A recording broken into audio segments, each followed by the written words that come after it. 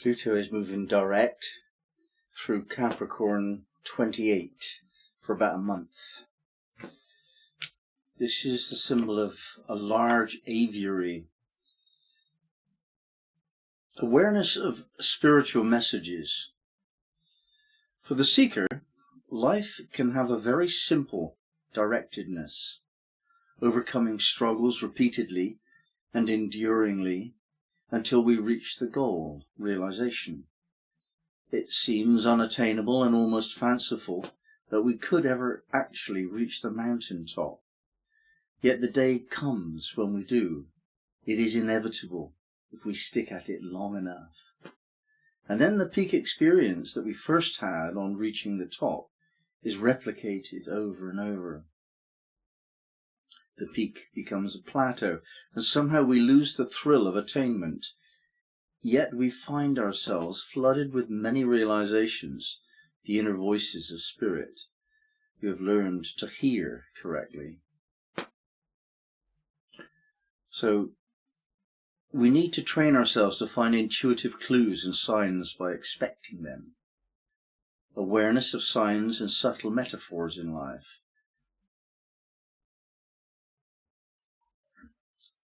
This whole question of realization, the word isn't always understood the same way. For me, realization is making something real. You move away from the illusion that you had earlier in life, and most people still have, towards the understanding of actually what's going on. You realize what's going on. So I don't mean fully realized in terms of enlightenment when I use the term realization. And this makes it much more attainable. When I was younger and these words were just promises, ethereal, fanciful promises that you knew could never be attained. And yet, with diligence and determination and time and effort and training and guidance, you get there. You know, it's something you can attain. And the basic message is that the illusion of how people say reality is, ordinary people who haven't studied the mysteries, that's wrong. That's an illusion. And people that fully and utterly believe in that, they're deluded. Those of us that are allowing our intuition to inform our intelligence more, we get that this can't be right. It just couldn't possibly be the way things are meant to be. There's a distortion here, degradation of the quality of life. Now, where did that come from? That cannot be natural. Nature just doesn't like to be that way. It isn't like that. It can't be natural. So what is it? We start looking for what's wrong in the world, and we find the use of power, the use of authority, and so on is one thing that's wrong. And then promising things that you don't deliver, that's another thing that's wrong, which means that there's the fairy stories that we tell children. That brings them certainly to the point of disillusionment and disappointment later. If you tell a child something and it's not true, later they're going to find out. They're going to be disillusioned with you and with life and themselves. You know, all of that is clearly wrong. With any level of intuition, you're going to work that out. That's fine. That's relatively easy when you've got to this level. But what isn't easy is what we're discussing in this particular degree. The aviary is an enclosure for birds, and birds always represent spirit talking to us, the messages from the spiritual realms. We can open up to those messages very easily if we try. The only reason that most people don't is because they've been told that they don't exist. There are no such messages, but there are. Those of us that know, we know that there are.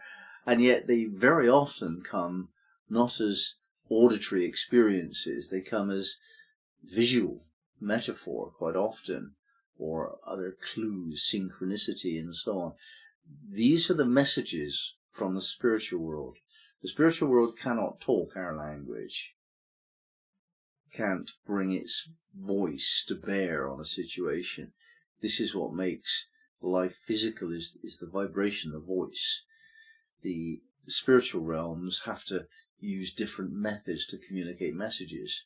And if we're not tuning into those methods, then we won't tune into the messages either. And frequently, I've made reference to the metaphor within these Sabian symbols. And I think, actually, they're all metaphorical. This is the language that Elsie Wheeler spoke. She didn't speak it. I mean, she saw images and spoke them, and then they became something written. But they're given to her in some form that we don't really know. She might have seen them, she probably did, but she probably also felt them as well. This is often the case, that if we actually get an experience and we know it to be a special spiritual message, then there's a feeling associated with it, almost like a notification bell, that kind of feeling, like look carefully, something's going on, that kind of feeling, which you can develop by trusting it. All of these more subtle levels of intelligence develop, as anything does, by usage. If you use it, it will develop. If you don't use it, you'll lose it. And so what we do is we trust our intuition. We look for signs. So if, for example, you're doing something and something unexpected occurs, you must consider yourself to be put on notice that something's going on. And you have to look for incongruities and unexpected occurrences and synchronicity and so on. You look for those things.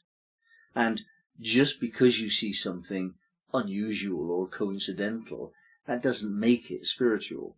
But if you see 2 such things or 3 such things, then the laws of statistic demand that you look at it very much more closely than you would if it was 1 such unusual thing.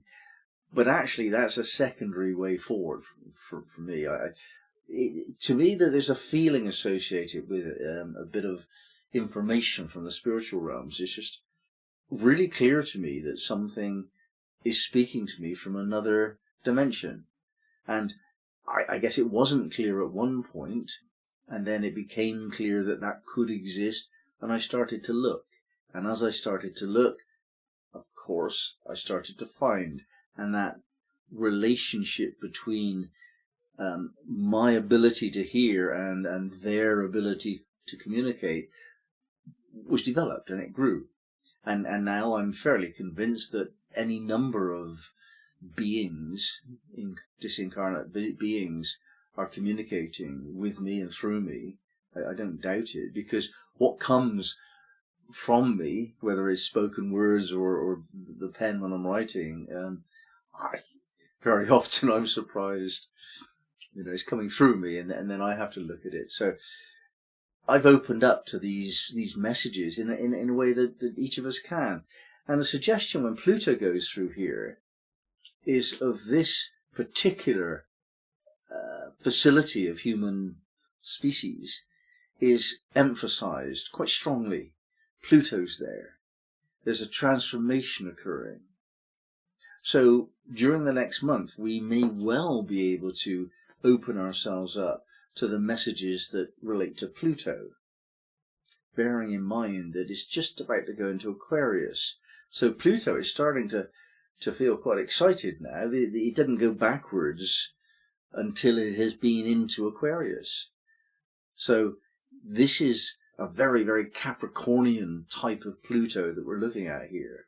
It's structured, it's earthy, it's Saturnine in a way.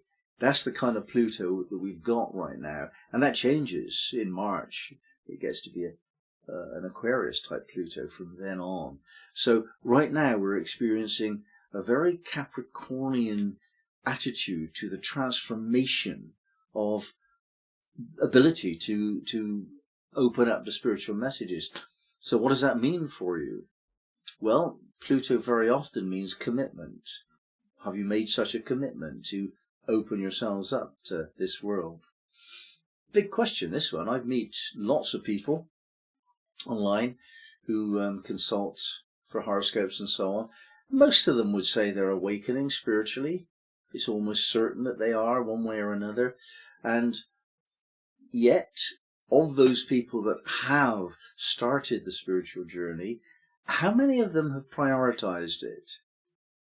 Very few indeed. Almost none. The ones who have are doing the kind of work that I'm doing, but the rest, they don't seem to want to do that. So why not? Well, Pluto's asking that question. Why won't you prioritize this? Now, what prioritizing it means is more important than anything else. If it's number one priority, anything else. Resources are applied to the task. Your time is given mainly to that, and secondarily to other things in life. You prioritize your spiritual program, and then you seem to get results because you've focused energy and you focused resources, you focused time, and you said, look, I want to progress. Then you start getting clues. I remember the occasion when I crossed that line and I realized I wanted to do this more than anything else.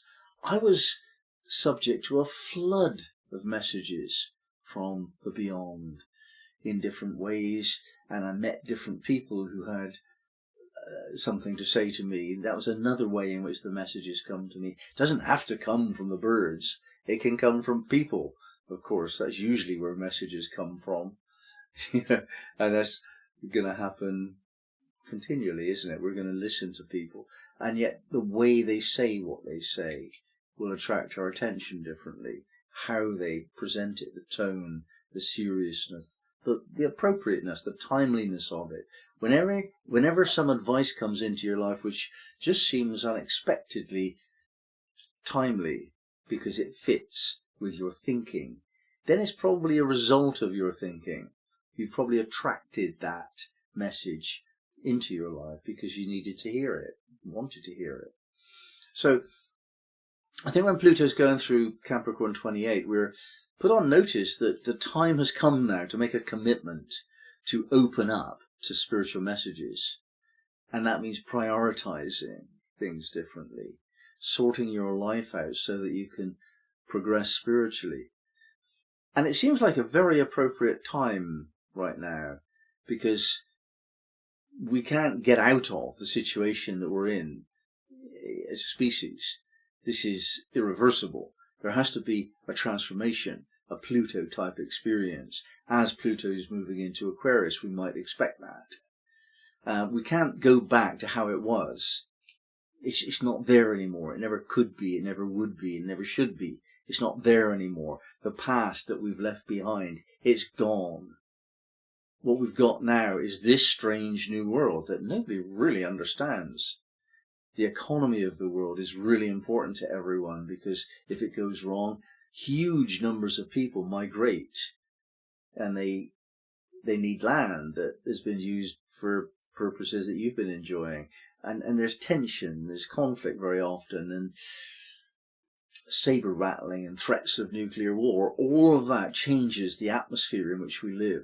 And assuredly, compared to maybe even 5 years ago or even 3 years ago, it's more serious now. People are genuinely expecting something to go wrong. In other words, there's darkness in greater prominence now than before. Therefore, those of us who know how to pick up light from these spiritual messages, that's what it is, it's a form of light, then why not do that? Why not be a source of light in this darkness instead of complaining about the dark?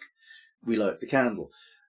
This is Pluto's message. It's not gentle, not necessarily kind, but it is wise, and sometimes it's the last word before dire emergency arrives. So let's get on the case here. Let's get into those meditation groups. Do your daily practice. Bring down light. Look for synchronous events. Open up to the light. That's what Pluto, I think, would be wanting to say if I had a voice.